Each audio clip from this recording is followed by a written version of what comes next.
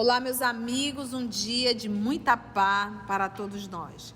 Hoje, exatamente 18 de setembro de 2023, estamos nós reunidos para estudarmos a obra Revista Espírita. E em Revista Espírita, nós estamos no mês de outubro de 1860. Esse trabalho é conduzido pelas nossas amigas Aramita e Carla. E já aproveitamos para levar o nosso pensamento a Deus nosso Pai. E te agradecemos, Senhor, por mais esse momento de estudo e de reflexão. Envolva-nos na tua paz, que os nossos amigos espirituais que aqui estão presentes possam inspirar a Mita e a Carla, para que possamos ter uma melhor compreensão da obra. Graça te damos, Senhor. Estamos na sessão de dissertações espíritas. Item: os espíritos puros.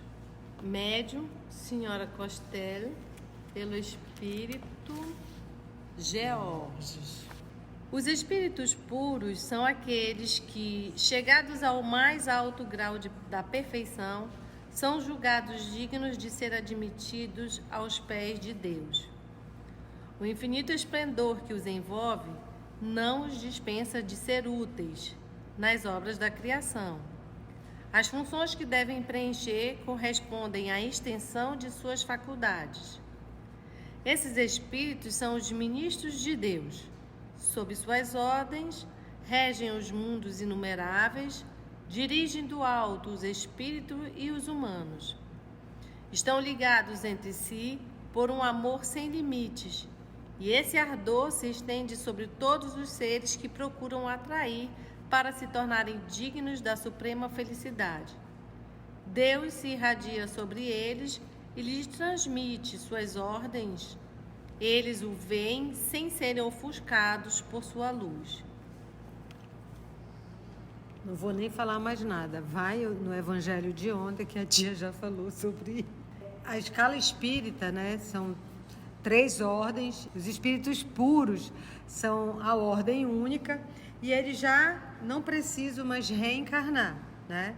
Eles já estão, como ele disse aqui, chega ao mais alto grau da perfeição. Mas ao mais alto grau da perfeição que a gente conhece. Aí eu vou falar igual a tia ontem. Mas tia, e Jesus é o espírito puro? Já passou disso, já é um espírito crístico. Aí é outra categoria que não adianta para a gente querer saber ainda, que começa outra escala.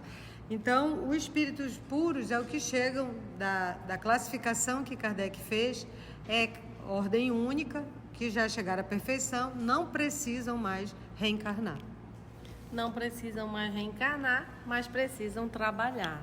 Sim. João, capítulo 5, versículo 17. Meu pai trabalha até agora e eu também trabalho. A palavra aí, Carlinha, Mita, a palavra-chave é: estão ligados entre si por um amor sem limite. E hoje pela manhã eu estava a pensar isso. Os espíritos, por exemplo, a gente já estudou, agora eu não me lembro se foi Missionários da Luz, ou se foi no mundo maior que o Asclepio se manifesta, se materializa. Porque o que a gente percebe aqui? O Asclepio já é um espírito super superior, e super superior, e para cima, redundância, né? Mas é porque é superior. Tanto é que o corpo perispiritual dele, na colônia Nosso Lar, que o André estava estudando, ele teve que se materializar lá. E se materializar dentro de um globo. Então, ele está no mundo espiritual, todos estão no mundo espiritual, em colônias espirituais, de uma evolução que a gente nem imagina, e que o corpo perispiritual já não comporta com o mesmo corpo perispiritual da colônia que André Luiz está vinculado, tão sutil que está. Então, o que a gente percebe? Esses espíritos superiores, nobres, o que movimenta eles é isso aqui mesmo. Ligados entre si por um amor sem limites. Então, não existe repouso. Repouso é para espírito inferior, para espírito preguiçosos. Então, esses espíritos, eles trabalham incessantemente ajudando os seus irmãos menores. E o exemplo disso é o nosso Senhor Jesus Cristo. Então, a gente nunca vai ficar inativo. sempre estaremos ajudando os nossos irmãos menores. E esse é o trabalho. Então, eu acho legal isso, por exemplo, se você teve a honra de ter pai e mãe e ter 13 irmãos dentro de casa, 14 irmãos dentro de casa, 10 irmãos dentro de casa, as meninas aqui estão balançando a cabeça porque elas viveram essa experiência e eu também. E o que nós vivemos? Elas podem testificar isso. Os maiores cuidavam dos menores. Era essa a regra. Né? Mamãe fazia o almoço, papai era o provedor, tinha os que cuidavam da casa e tinha aqueles que cuidavam dos menores. Eu tinha uma irmã que, meu Deus, a caçula, quando ela estava em silêncio, podia procurar, a mamãe já dizia, cadê a Josi? A Josi estava aprontando alguma coisa e quem tinha que lavar era eu. Então, se de um grau menor a gente vê isso, imagina perante a divindade. Então, esse é o processo. Os maiores estarão sempre ajudando os seus irmãos menores. Interessante que Deus se irradia sobre eles e eles transmitem suas ordens. Eles o veem a Deus sem serem ofuscados por sua luz. Sua forma é etérea, nada tendo de palpável. Falam aos espíritos superiores e lhes comunicam sua ciência. Tornam-se infalíveis. Em suas fileiras é que são escolhidos anjos da guarda que bondosamente baixam o olhar sobre os mortais e os recomendam aos espíritos superiores que os amaram. Estes escolhem os agentes de sua direção nos espíritos de segunda ordem. Os espíritos puros são iguais e nem poderia ser de outro modo, pois somente são chamados a essa posição depois de haverem atingido o mais alto grau de perfeição. Há igualdade, mas não uniformidade, porquanto não quis Deus que nenhuma de suas obras fosse idêntica. Os espíritos puros conservam sua personalidade, que apenas adquiriu a perfeição mais completa no sentido de seu ponto de partida. Não é permitido dar mais detalhes sobre esse mundo supremo. Jorge. Gente, olha quanta informação. E eu fico tão feliz, porque isso são coisas que eu ainda não tinha lido, ainda não li toda a revista espírita, estou aqui lendo com vocês. Mas eu vinha a pensar nisso. Por exemplo, nós, quando estamos aqui, o que a gente quer fazer?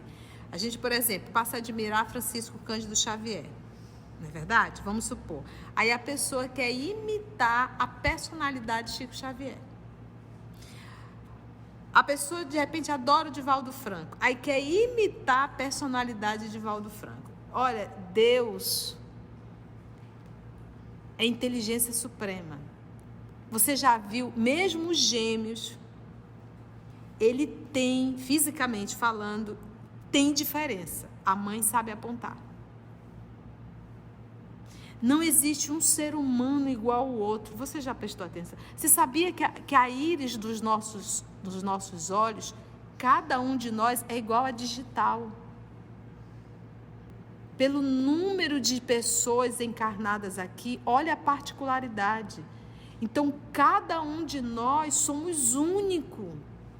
Eu não tenho que copiar. Eu tenho que saber quem eu sou. Então, vamos pegar... Chico é um espírito superior? É. Qual a característica dele? É igual a de Emmanuel? Não. Emmanuel é um espírito superior? É. Mas cada um tem as suas particularidades. Chico é doce. É o jeitinho Chico de ser. E Emmanuel é o jeito romano de ser. Então eu não posso tentar inserir o que eu não sou. Então eu tenho que descobrir, porque eu sou único. Deus me fez único. Então olha aqui quando ele diz: Deus se irradia sobre eles e lhe transmite suas ordens. Aí você pergunta: o que me falta para eu receber as ordens? Ver. O que é ver, Deus? É sintonia. Como é que eu estou 100% em sintonia com Deus? Quando eu já, olha a palavra aqui, estão ligados entre si por um amor sem limite. É isso que os liga. O que me afasta de Deus é o desamor. O que me liga a Deus é o amor. Aí alguém pode estar acompanhando em casa e perguntar assim, mas eles já já foram assim? Olha a palavra que ele inicia. Os puros espíritos são aqueles que, chegados ao mais alto grau de perfeição. Todos nós temos o mesmo início, agora em épocas diferentes. Jesus foi criado simples e ignorante, mas não foi na mesma época que eu. Por isso é que ele é o meu irmão mais velho. Então é isso que a gente tem que entender. Agora, tem muitos que foram criados na mesma época que nós, os terrícolas, e que já estão bem melhor em Júpiter e nós ainda aqui embrumando. Entende? Sua forma é etérea, nada tendo de palpável. A forma. Mas ele está falando de espíritos, ele não está falando nem de encarnado, porque um espírito desse, quando tem que encarnar em um planeta, por exemplo, como a Terra, ele vai se revestir da matéria da Terra. Ele está falando aqui desses espíritos puros que estão na condição de espírito, não estão encarnados. Ficou claro isso? Entende? A gente tem que prestar muita atenção nessas minúcias para a gente não... Fala aos espíritos superiores e eles comunicam sua ciência. Tornam-se o quê? Infalíveis. Em suas fileiras é que são escolhidos os anjos da guarda. Então, o anjo da guarda não é um espírito inferior. Porque espírito inferior perde a paciência. Larga de mão. Deixa, não aguento mais a Conceição. Não. Você imagina que o papai vai dar doidinho para cuidar de doidinho? Que bondosamente baixam o olhar sobre os mortais. Bondosamente baixam o olhar. Olha que coisa interessante, né? E os recomenda aos espíritos superiores que os amaram. Estes escolhem os agentes de sua direção nos espíritos de segunda ordem. Os espíritos puros são iguais e não poderia ser de outro modo, pois somente são chamados a essa posição depois de haverem atingido o mais alto grau de perfeição. O mais alto grau de perfeição. E como a gente sabe, esse processo ele é infinito. Aí é aquilo que a gente estava comentando, né? Há igualdade, mas não uniformidade. E aí começa outra escala, né? Outra escala. Só vai até aí, depois é outra. E o Kardec deixa bem claro, olha, eu vou escrever isso aqui, mas não estou fechando, não. É só para nós termos uma ideia. E aí entra uniformidade. Então, não podemos pensar que todos os espíritos são iguais, todos do mesmo jeitinho, todos são uniformes. Todos falam manso, todos... Não é assim. É por isso ainda há pouco estava estudando. Ninguém tem a chave para entrar no nosso mundo íntimo. A dor vem arrebentando, né? Bombardeando. Fale, Cecília. Lembra das 3 classes? Terceira, segunda e primeira. Esse primeiro que ele está falando aí é como se fosse da primeira ordem, que é classe única. E eles utilizam os espíritos superiores. Por exemplo, Emmanuel está na segunda classe, na segunda ordem. Ele ainda não é puro. Entende? É assim, não. É assim. É uma cadeia, uma hierarquia. É os de segunda ordem, os superiores e os puros. Quer dizer que os superiores escolhem os seus agentes. Os puros escolhem os superiores e os superiores escolhem os de segunda ordem. Ele só fez falar o contrário. Ele diz assim, ó, os superiores baixam o olhar sobre os mortais e os recomendam, os mortais, aos espíritos superiores que os amaram. E estes, os espíritos superiores que amaram os mortais, escolhem os agentes de sua direção nos espíritos de segunda ordem. Então, os anjos da guarda são o quê? São esses de segunda ordem, Os de segunda ordem são, como ele diz assim, lembra os agentes. Lembra quando a tia fala os espíritos familiares? Não é família, não é consanguinidade. São os espíritos que nos são afins. E para ser um anjo da guarda, por exemplo, para mim, vou falar eu como exemplo, eu não preciso ter um espírito puro como um anjo da guarda. Qualquer coisinha melhor já está servindo para mim, que ele vai ter. Então, é uma hierarquia.